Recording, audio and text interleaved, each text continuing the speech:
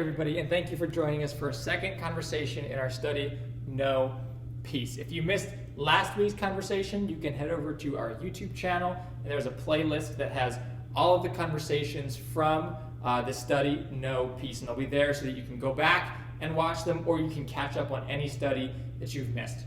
We also hope that you were able to take advantage of the devotionals that were in your booklet that followed up on last time's conversation, because today we're going to be building on last time's conversation and continue to talk about this understanding of how we respond to situations in life that cause us to fear. So if you have your booklet, make sure you have it out in front of you and grab a pen so that you'll be able to fill in the blanks that will be highlighted in yellow on the screen. Before we get going into this week's conversation, I want to share with you one of the things that Julie and I love to do together. We love to watch movies together. It's kind of become a tradition since we've been dating and engaged, and now we're married, and we've pretty much, kept up with all of the movies that have come out. Like the entire Marvel series has been a tradition for us to go every spring, and whenever time a movie has come out, we've gone to the movies together and watched it as a date night. It's just something that's been a tradition for us. And when we got married,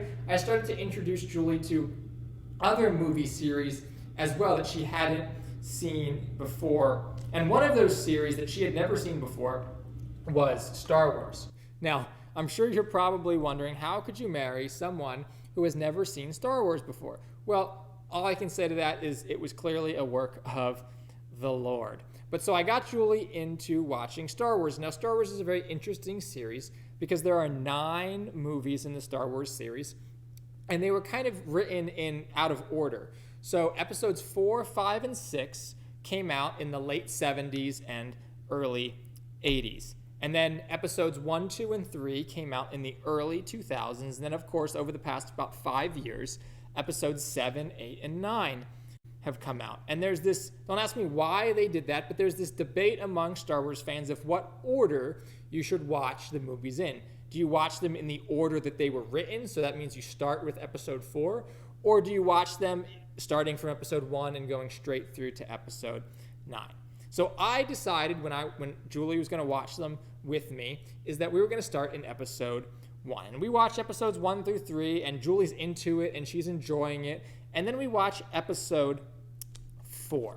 And if you know anything about episodes 4, 5, and 6, because they were written in the and filmed in the 70s and the 80s, they're a little dated and they're just a little harder to watch because there's not all the cool animations and graphics and things that we have in our modern movies today.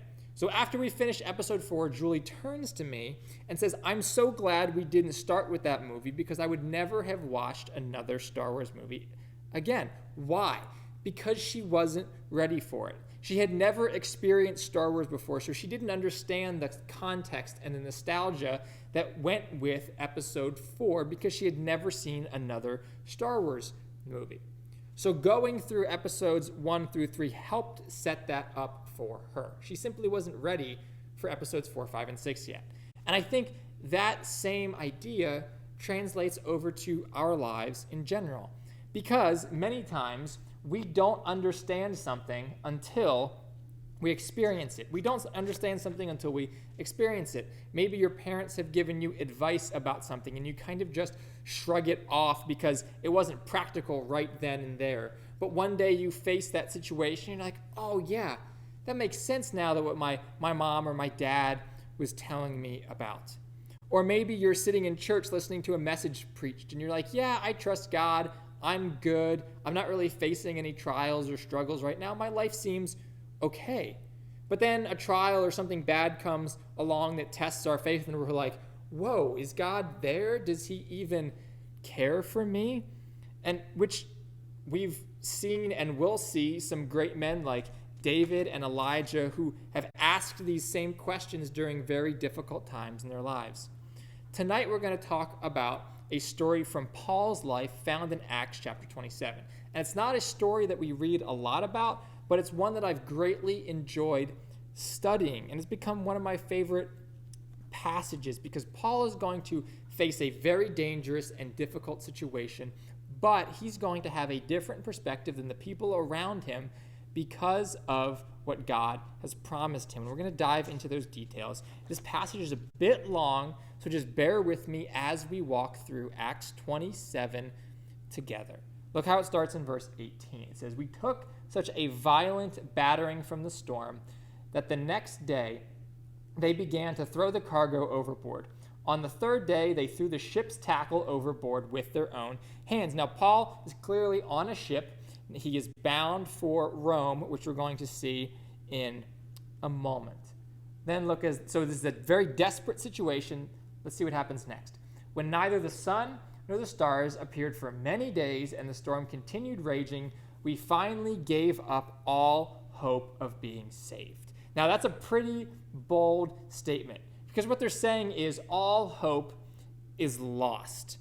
Now, let me give you some context. What's happening here? Paul is on his way to Rome, and Paul has always expressed his desire to the people of Rome, to God, that he wanted to go and preach the gospel there. So he prayed and prayed and prayed that God would allow him to go to Rome. And now Paul is finally on his way, but it's not in the way that he has expected. First, he's a prisoner going in chains. And secondly, as we just read, there's this great storm that's tearing the ship apart to the point where everyone on the ship says all hope is lost.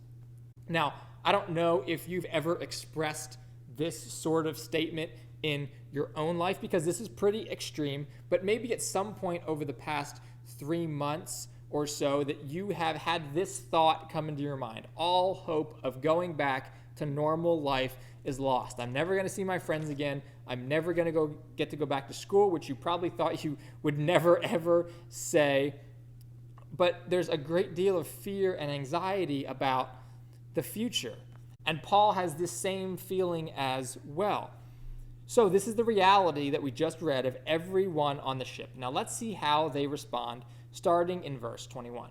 And over these next 11 verses, as we read them, I want you to look for 2 commands that Paul gives that are very, very illogical commands that don't seem to make any sense at the time. Look at verse 21. It says, "After they had gone a long time without food, Paul stood up before them and he said, 'Men, you should have taken my advice not to sail from Crete. Then you would have spared yourselves from this damage and loss. But now I urge you to keep up your courage, because not one of you will be lost, only the ship will be destroyed.'" So, great encouraging news from Paul. None of you will die, but the ship you're on is going to be destroyed. That doesn't seem like very hope-filled news from Paul. They're on a ship in the middle of a large body of water. How are we going to survive if the ship sinks? Paul continues. He says, "Last night, an angel of God came to me, to whom I belong and I serve, and stood beside me, and said, do not be afraid, Paul. You must stand trial before Caesar, and God has graciously given you the lives of all who sail with you." So Paul gives a pretty good explanation and reason why he can have confidence. But he keeps going. He says, "So keep up your courage, men, for I have faith in God that it will happen just as he told me. Nevertheless, we must run aground on some island." Now again, ship being destroyed that you're on in the middle of the ocean. Really, really bad. You know what's also really bad? If that ship runs aground. Because basically if a ship runs aground, it's done. It's destroyed. It's a sailor's worst nightmare. So Paul, he addresses this situation. He doesn't address the issue of the storm. He addresses these sailors' attitude and their approach towards it. Because the first command that he gives them is be courageous. Now, you can be courageous despite the circumstances that you are surrounded by. So, Paul says, be courageous. The ship's going to fall apart. It's going to sink. It's going to be destroyed. But we're going to be fine because God's got us. And that sounds crazy to all these men on the ship because they don't believe in God. But they're probably too tired and too wet to think about all the details at that very moment. So Paul tries to encourage them and he says, be courageous. And then the story goes on in verse 27. He says, on the 14th night, so 2 weeks, we were still being driven across the Adriatic Sea when about midnight the sailors sensed that they were approaching land. So these sailors have an idea that land is near. And again, land being near to a ship is not good. They took soundings and found that the water was 120 feet deep. A short time later, they took soundings again and found that it was 90 feet deep. Long story short, they're getting closer to land. They're getting closer to running the ship aground. That reality of crashing and the ship being destroyed is setting in. Paul's prediction is coming true. The ship is about to be crashed into rocks and be destroyed. And that reality is setting in for the sailors. They heard Paul say it, but it didn't register with them. But now it's clicking, and they start to freak out. Look how they respond in verse 29. It says, fearing that we would be dashed against the rocks, the sailors dropped 4 anchors from the stern and prayed for daylight. Basically, they said, we've done all that we can. We give up hope. Let's throw the anchors overboard and hope the ship survives. This is their last-ditch effort. Keep going. In an attempt to escape from the ship, the sailors let down the lifeboat in the sea, pretending that they were going to lower some of the anchors from the bow. So these sailors, again, in a last-ditch attempt to escape from the ship, they try and get off the ship. Because if a ship that you're on is going to crash, the most logical thing to do is get off of it, right? But look at what Paul tells the sailors in verse 31. It says, then Paul said to the centurion and the soldiers, unless these men stay with the ship, you cannot be saved. So the soldiers cut the ropes that held the lifeboat and let it drift away. They cut the lifeboat away. Their one hope of survival is now gone. Now, maybe you're thinking that it was easy to start something. It's easy when that storm first hits. You're working, you're fighting, it's easy. But now, after 2 weeks of fighting, it seems that all hope is lost and motivation to continue on is gone. Maybe you found that if you have started a diet plan or working out or trying to eat healthy, it's easy to start at first, but then as you go on, it's more difficult to maintain that motivation. For us, maybe quarantine started out great. Netflix was amazing. We could be on technology as much as we wanted. Actually, it was mandatory. Zoom calls were kind of novel and cool. But now, a few months later, Zoom calls are dumb and boring, and Netflix just is irrelevant.